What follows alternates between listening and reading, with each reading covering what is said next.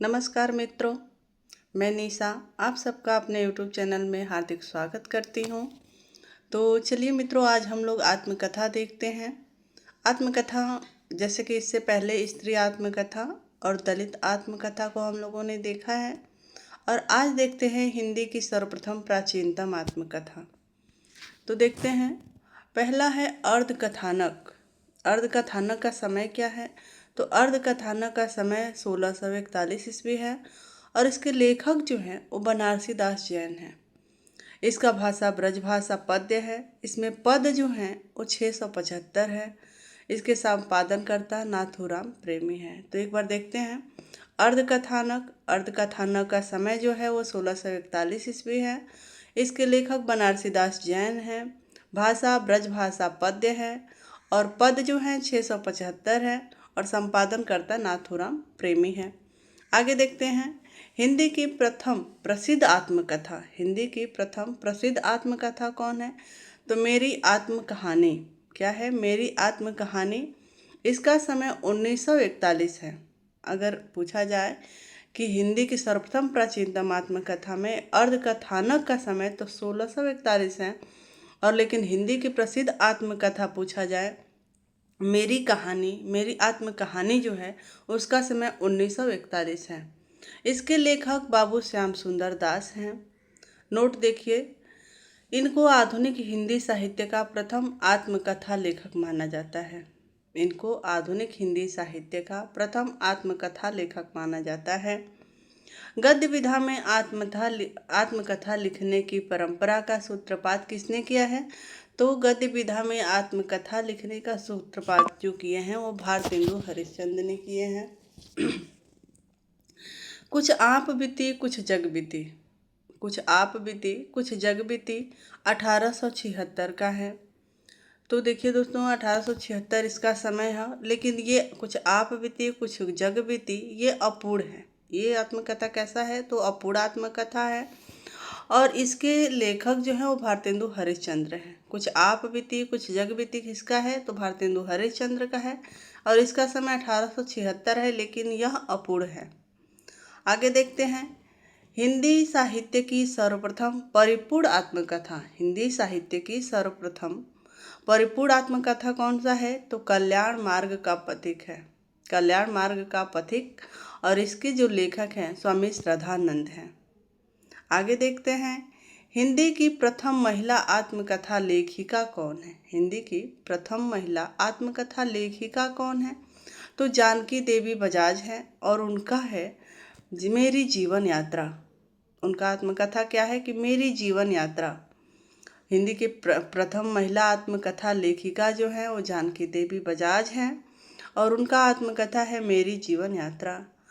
हिंदी में आत्मकथा और संस्मरण लिखने की प्रवृत्ति को बढ़ाने का मुख्य योगदान मुंशी प्रेमचंद्र का हंस पत्रिका में आत्मकथा विशेषांक 1932 ईस्वी में था। तो हिंदी में आत्मकथा और संस्मरण लिखने की प्रवृत्ति को बढ़ाने का मुख्य योगदान किसका था? तो मुंशी प्रेमचंद का था। आगे देखते हैं मुंशी प्रेमचंद हंस पत्रिका आत्मकथा विशेषांक में 1932 वाला। तो इसका पुनः संपादन हुआ, और पुनः संपादन किस में हुआ? तो देहरी भई विदेश। देहरी भई विदेश 2005 में, और इसके संपादक बने हैं राजेंद्र यादव, अर्चना वर्मा और बलवंत कोहरी। देहरी भाई विदेश में 20 लेखिकाओं के आत्मकथा को संकलित किया गया है। देहरी भाई विदेश में 20 आत्मकथा संकलित किया गया है। आगे देखते हैं दोस्तों, हंस आत्मकथा विशेषांक, इसके संपादनकर्ता राजेंद्र यादव हैं। हंस आत्मकथा विशेषांक का समय 2008 है, और इसके संपादनकर्ता राजेंद्र यादव हैं। इसमें 52 आत्मकथ्य संकलित है। आगे देखते हैं आत्मकथा का विकास। प्रारंभिक युग क्या है? पहले प्रारंभिक युग है, विकास युग है, और उत्कर्ष युग है।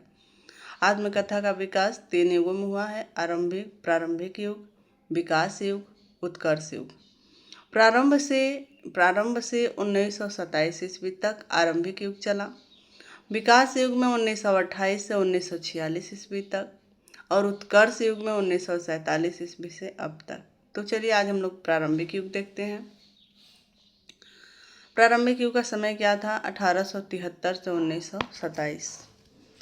अर्धकथानक, अर्धकथानक किसका है? तो 1641 ईस्वी में बनारसी दास जैन का है और यह प्रथम पद्यात्मक आत्मकथा है। यह किसमें था? ब्रज भाषा में था, तो इसलिए यह पद्यात्मक आत्मकथा है, अर्धकथानक। दूसरा है कुछ आप बीती कुछ जग बीती, कुछ आप बीती कुछ जग बीती, 1876 ईस्वी का है और इसके लेखक जो हैं वो भारतेंदु हरिश्चंद्र हैं। यह प्रथम गद्यात्मक आत्मकथा है। आत्म अभिव्यक्ति 1893 का है और इसके लेखक ठाकुर जगमोहन हैं। निज वृत्तांत, निज वृत्तांत 1901 ईस्वी का है और इसके लेखक अंबिका दत्त व्यास हैं।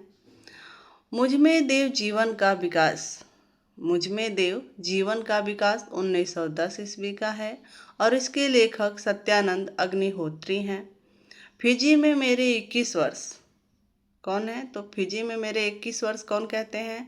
तो पंडित तोताराम सन्नाटे कहते हैं कि फिजी में मेरे 21 वर्ष बीते। फिजी में मेरे 21 वर्ष 1914 ईस्वी का है और ये किसका है? तो पंडित तोताराम सन्नाटे का है। आत्मकथा, सिर्फ आत्मकथा 1915 का है और ये लाला लाजपत राय का है। किसका है? तो लाला लाजपत राय का है। जीवन चरित्र, जीवन चरित्र 1917 ईस्वी का है और स्वामी दयानंद सरस्वती का है। किसका है? तो स्वामी दयानंद सरस्वती का है। मनमौजी मजमून, मनमौजी मजमून कौन है? तो अमरनाथ झा मनमौजी हैं। ये ट्रिक है कि कौन है एकदम मनमौजी? तो अमरनाथ झा। तो मनमौजी मजमून 1919 का है और यह अमरनाथ झा के द्वारा लिखित है।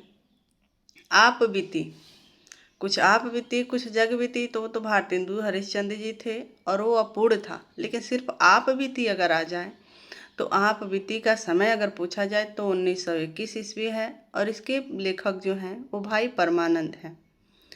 काले पानी की कारावास की कहानी, काले पानी की कारावास की कहानी जो है वो 1921 ईस्वी का है। ये भी भाई परमानंद की है। तो इनका दोनों जो है वो दोनों का समय 1921 ईस्वी है। आप बीती भी है और काले पानी की कारावास की कहानी भी है। दोनों का समय क्या है? 1921 ईस्वी है। ये भाई परमानंद की है। जेल में 4 मास, जेल में 4 मास किसका है? तो जेल में 4 मास 1922 ईस्वी का है और पंडित लक्ष्मी नारायण गर्द का है। किसका है? तो पंडित लक्ष्मी नारायण गर्द का है। जेल में 4 मास किसके बीते? तो पंडित लक्ष्मी नारायण गर्द के बीते। बस याद करने के लिए ऐसे आप लोग ट्रिक लगा लीजिएगा कि जेल में किसके 4 मास बीते? तो पंडित लक्ष्मी नारायण गर्द के जेल में 4 मास बीते। आत्मकथा या सत्य के प्रयोग 1923 ईस्वी का है और ये किसका है? तो महात्मा गांधी। यह आत्मकथा पहले अंग्रेजी में लिखी गई थी। यह आत्मकथा पहले अंग्रेजी में लिखी गई थी। 1927 में हिंदी में अनुवाद करके फिर हिंदी में हुई 1927 में और इसके अनुवादक हैं, इसके अनुवादक कौन है? तो इसके अनुवादक जो हैं वो हरिभाऊ उपाध्याय हैं। तो मित्रों आज का सेशन यहीं बंद करते हैं। अगर हमारी वीडियो आप लोगों को पसंद आए तो लाइक शेयर एंड सब्सक्राइब जरूर करिएगा और कमेंट में बताइएगा कि आप लोगों को वीडियो कैसी लगी।